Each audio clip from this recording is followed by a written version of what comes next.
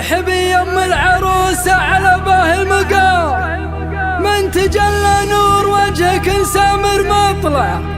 اقبلي اقبلي يا شيخة الغيد وافراحك لزام، لك يا ام صلاح فتحنا الجهات الاربع. ارحبي يم العروسة على باه المقام، من تجلى نور وجهك نسامر مطلعه. اقبلي يا شيخة الغيد وافراحك لزام، لك يا ام صلاح فتحنا الجهات الاربعه. ارحبي يا ام العروسة على باه المقام، من تجلى نور وجهك نسامر مطلعه. ارحبي يا ام العروسة على باه المقام، من تجلى نور وجهك نسامر مطلعه. اقبلي يا شيخة الغيد وافراحك لزام، لك يا ام صلاح فتحنا الجهات الاربعه.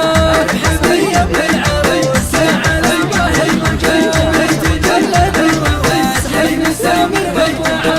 ام صلاح صيتها بالملا بنت الكرام، صيتها طول المدى فالعلا مترفعه. بنت شيخ لفعول بها الدنيا عظاي، على صلاة دايم شموخها يرفعه.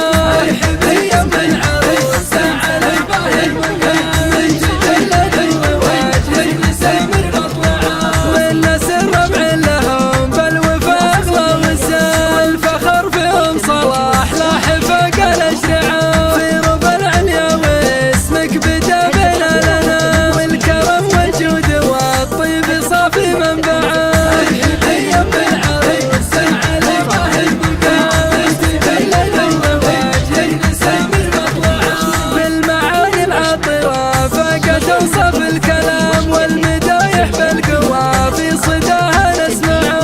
يا شموخ في شموخ ولا عمره يضام، كل من هو بالادب والمحاسن ابدعه.